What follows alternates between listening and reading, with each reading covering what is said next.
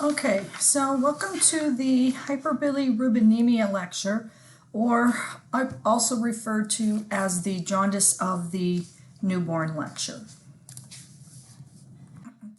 Here are the objectives.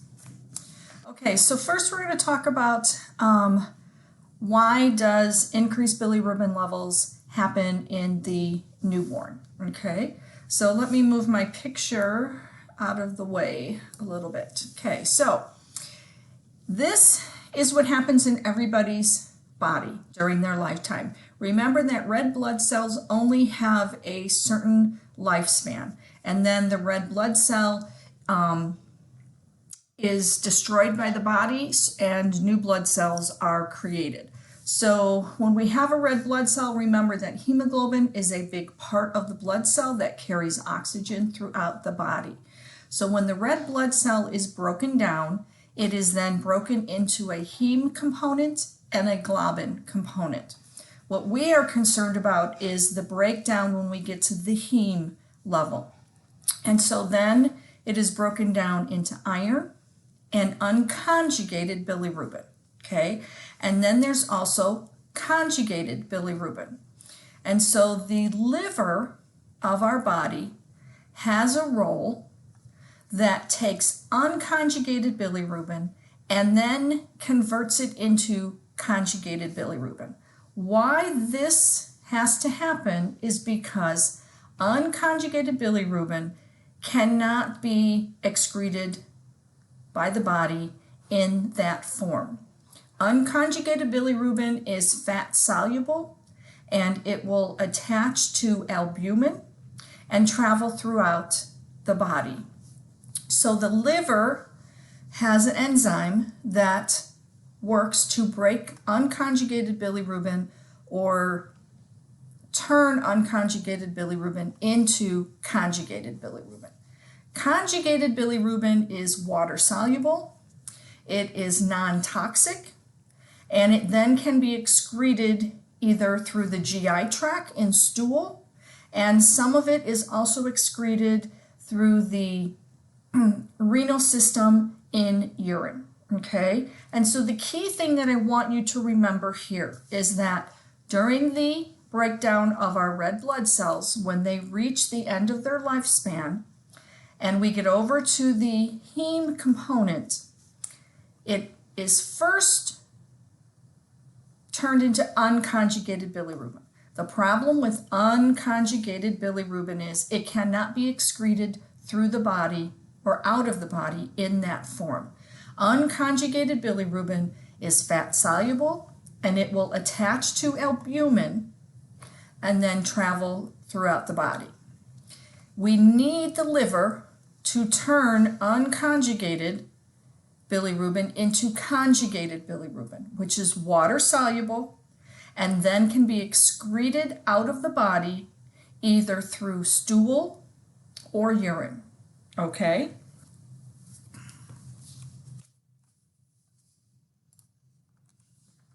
Okay, so what happens if something interferes with that process of breaking down red blood cells and getting it to the point of conjugated bilirubin, and it can then be excreted? Then we're going to have a buildup of bilirubin in the blood system. This is called hyperbilirubinemia, okay? What level is really considered hyperbilirubinemia can be individualized for each infant. It can depend on the gestational age of the infant at birth, how old the infant is, or how many days after birth that baby is, and also there's certain conditions that can affect bilirubin levels, and we're going to talk about those. How do we know that hyperbilirubinemia is occurring? We're going to see a change in the skin color. The skin is going to start to have this yellowish discoloration. As the bilirubin levels get higher and higher, then we may also see the sclera of the eyes have a yellowish discoloration and the mucous membranes in the mouth. When we have these excessive levels and we start to see this yellow discoloration, we often will just refer to this as jaundice, okay? And so it's caused because of this unconjugated bilirubin that did not get turned into conjugated bilirubin, and now this unconjugated bilirubin is floating around in the blood system, and we have increased levels because the liver just can't break it down into conjugated bilirubin and it can't be excreted. Okay? So there are two different types of jaundice. Physiologic jaundice is basically just normal jaundice of the newborn. You can see that almost 2/3 of all infants will experience physiologic jaundice. Physiologic jaundice occurs basically just because the infant's liver is still immature and it can't keep up with the breakdown of the red blood cells. And infants' red blood cells don't have as long a lifespan as an adult. So there's more turnover and breakdown. And so the liver just isn't mature enough to keep up with that. Also, almost all of your preterm infants will have jaundice. Many times it's just physiologic jaundice, and it's because their livers are even more immature. The key component or the key defining factor of physiologic jaundice is that you will not see their bilirubin levels increase to abnormal levels until after the infant is 24 hours of age. So physiologic jaundice does not manifest until after 24 hours of age because it takes that long due to the immature liver for those levels to increase. Normal bilirubin levels. An infant's bilirubin levels should be less than 6 at 24 hours and less than 10 at 48 hours. Okay? And we're going to start to see increases in their unconjugated bilirubin when we draw blood levels, or we're going to actually see increases in total bilirubin. So they will start to draw blood levels. Now, the second type or category of jaundice is called pathologic jaundice. And it is called pathologic jaundice because it is not part of the normal process of breaking down red blood cells. Something else is causing this to happen, okay? Now, the key manifestation of pathologic jaundice is that you are going to see bilirubin levels and symptoms of jaundice, that yellow discoloration, they're going to occur within the first 24 hours of birth. So I suggest that you highlight these, red flag them. The defining characteristic that differentiates physiologic jaundice and pathologic jaundice. Physiologic jaundice does not manifest until after 24 hours of age. Did I say that right? Physiologic jaundice does not manifest until after 24 hours of age. Pathologic jaundice is going to manifest within the first 24 hours of age. Okay. Now, when every baby is born, they take a blood sample from the umbilical cord, and if they were to test it for bilirubin, then pathologic jaundice would show an elevated bilirubin level in the infant's blood already at birth, okay? And then if we were to trend or watch and monitor the bilirubin levels, pathologic jaundice is also defined as an increase of bilirubin of 5 or more within 24 hours, okay? What causes pathologic jaundice? Couple things. Prematurity, because the liver is so immature and it can't keep up with the breakdown of red blood cells. A cephalohematoma can also cause pathologic jaundice.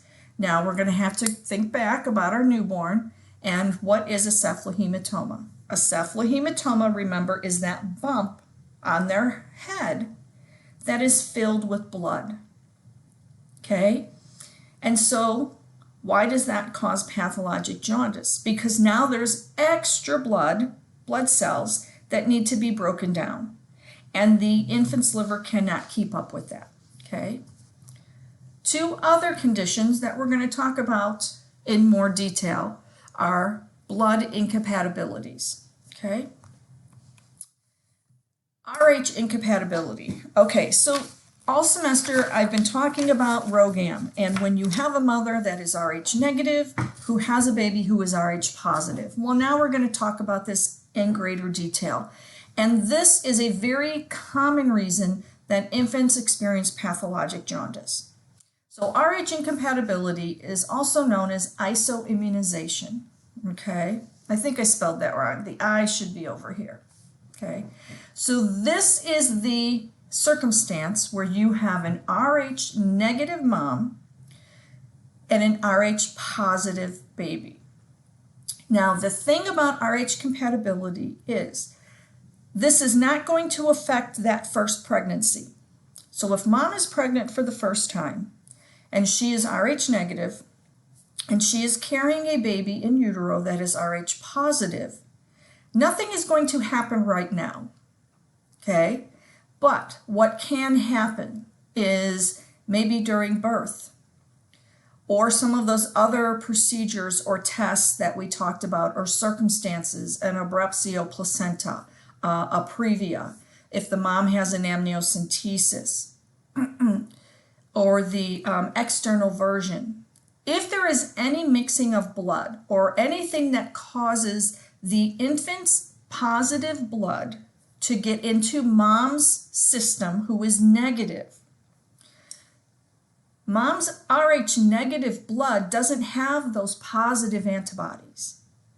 So her negative blood and her body is going to see those positive, RH positive blood in her system as foreign subjects. And what does the body do when it has foreign substances in its body?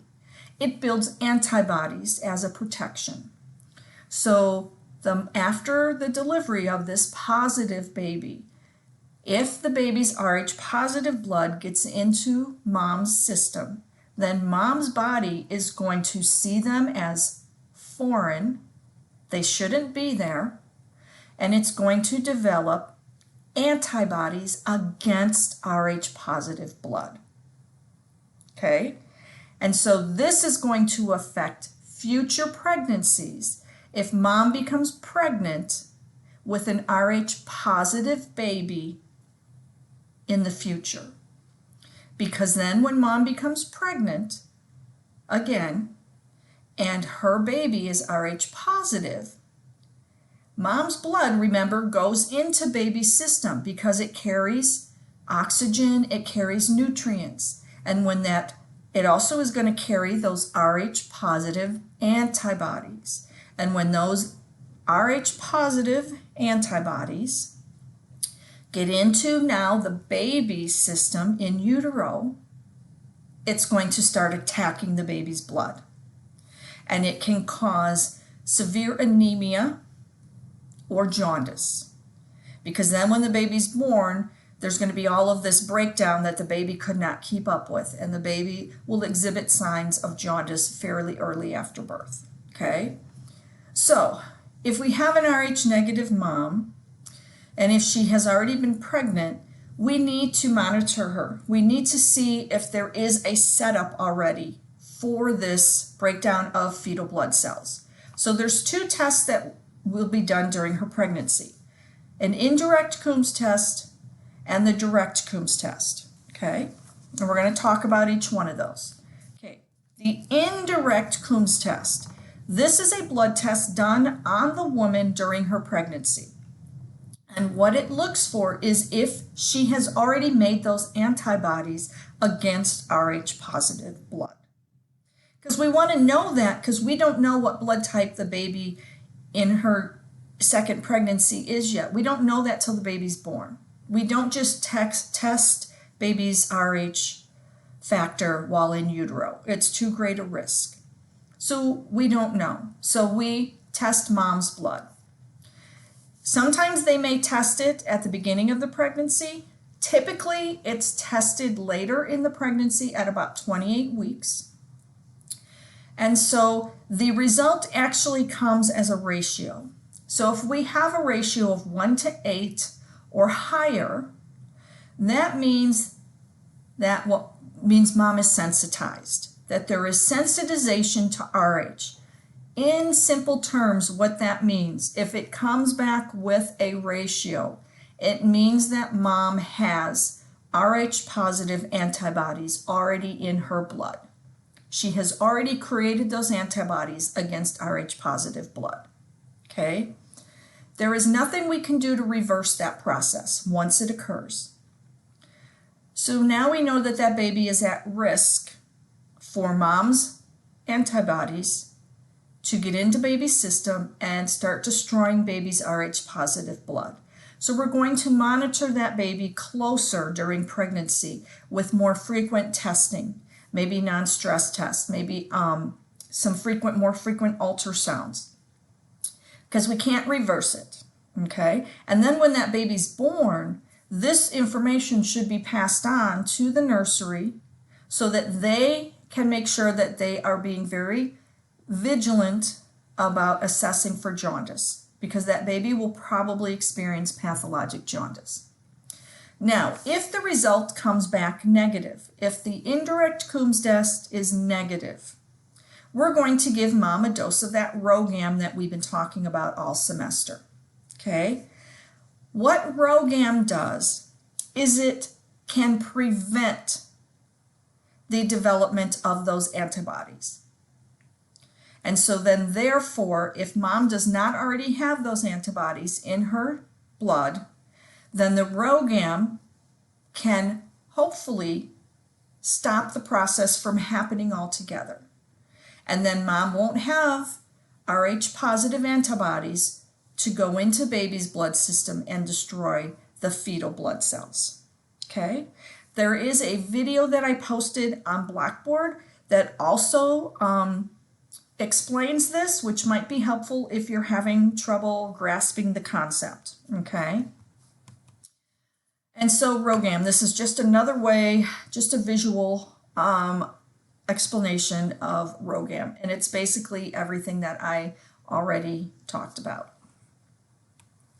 Now, once baby is born, we can actually find out if mom's Rh positive antibodies are in baby's system already. Please ignore this dash. I probably shouldn't have put that there.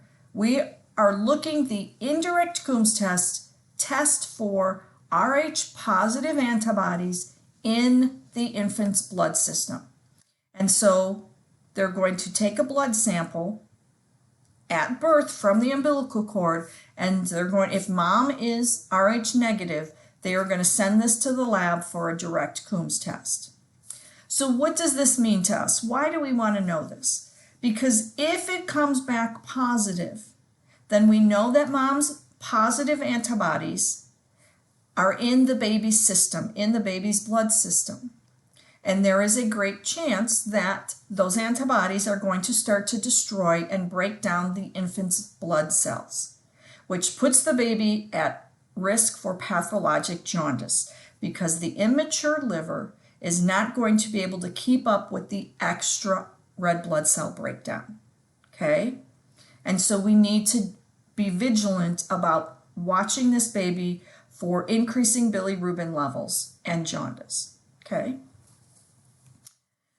Another blood type incompatibility that can cause pathologic jaundice is ABO incompatibility. So this is when we have an infant who is any one of these blood types. Now this doesn't have anything to do with the Rh factor. This is just the blood type. And mom is O blood.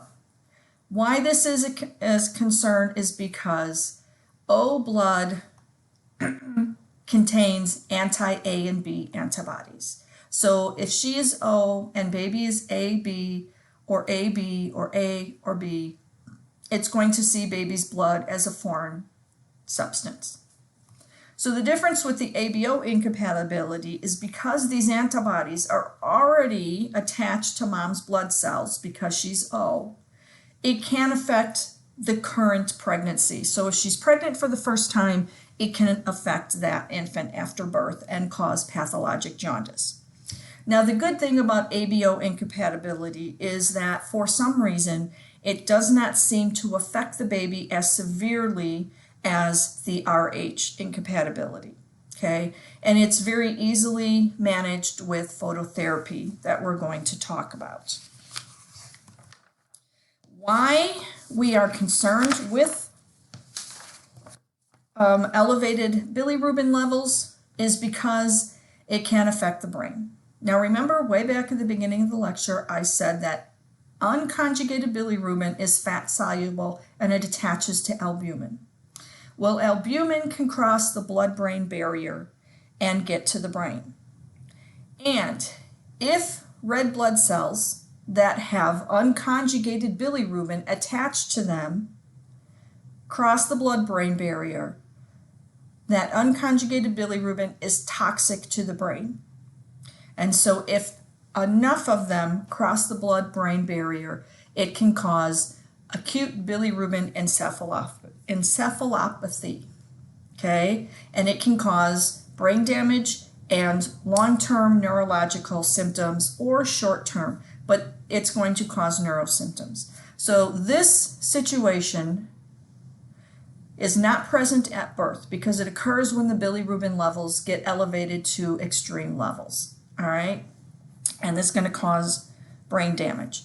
We do not see nearly as many cases of acute bilirubin encephalopathy as we did before because we have become very vigilant and much more aggressive in testing, monitoring bilirubin levels, and treating bilirubin levels at an earlier time after birth, okay? Now, for this to occur, I'm talking about a bilirubin level that is maybe in the high teens, maybe 20, low 20s. So we're talking really high if you consider the fact that a normal bilirubin level at 24 hours is less than 6 and at 48 hours is less than 10. So how do we assess for jaundice? Here, let me move my picture out of the way. Okay. We're going to assess for that yellow discoloration. The first place we're going to see that yellow discoloration begin is on their face. It always starts at the top and then it travels down as the bilirubin levels get higher. So we're going to see their face get this yellowish tinge to it. We will then see the sclera, the white parts of their eyes, get yellow as the levels increase. Very common place that we first see it is across the nose and the forehead and the cheeks. If sometimes at the beginning you'll look at a baby and you'll think, I think that baby might look yellow, I'm not real sure. Well, then blanch the skin, either the tip of the nose or the forehead. Just apply some pressure and release, and then when you release the pressure, you'll see the yellow discoloration, okay? In dark-skinned infants, it's sometimes a little more difficult to see the yellow color in their dark pigmented skin, so look at the sclera of their eyes and their mucous membranes in their mouth, okay? Most, I think all nurseries now have one of these on the unit, which is a transcutaneous bilirubin measurement, which they just put on the baby's forehead, and it gives an approximate bilirubin level. So we can't use this for diagnosis or for treatment management per se, but we can use it and say, oh, you know what, that's a little high, let's draw a blood level. So let's draw a lab and see what it actually is in the blood, okay? The American Academy of Pediatrics, as I said, we have gotten better at assessing and treating bilirubin, and so the American Academy of Pediatrics issued a practice policy that all newborns, whether they fit the setup for jaundice or are exhibiting signs of jaundice, every infant should have a bilirubin level drawn at 24 hours of age, okay?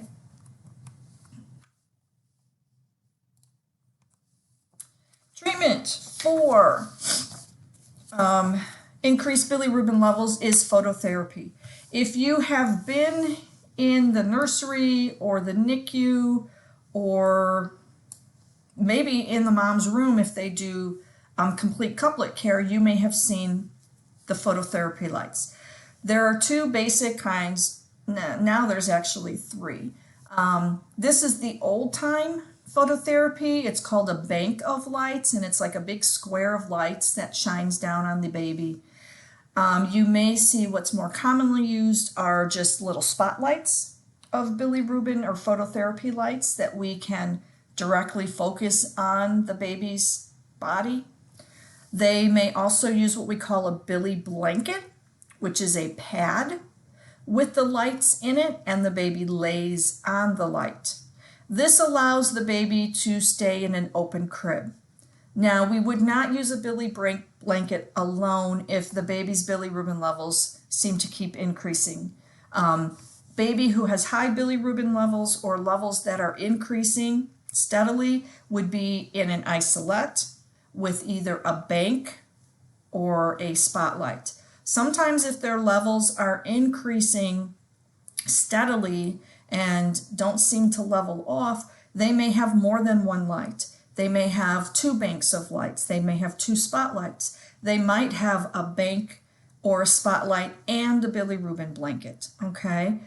Because the phototherapy light helps in that conversion process from unconjugated to conjugated, okay? Now, when phototherapy is started is individualized for each infant because depending on their age determines how immature their liver is and how ineffective it would be to transfer that unconjugated to conjugated, the level of the bilirubin, and if there are any risk factors for pathologic jaundice, such as a cephalohematoma or Rh-ABO incompatibility, okay? So I can't give you an exact number as to when phototherapy is started because there are several factors that play into that decision, okay? One thing I want you to remember, write this down, is this phototherapy light can be damaging to the infant's eyes, similar to if you go into a suntan bed and you have to cover your eyes with protective goggles. Any infant under the spotlights or the bank of lights has to have their eyes protected. And so here is eye shields that you will see on an infant if they are under a bank of phototherapy lights or spotlights, okay?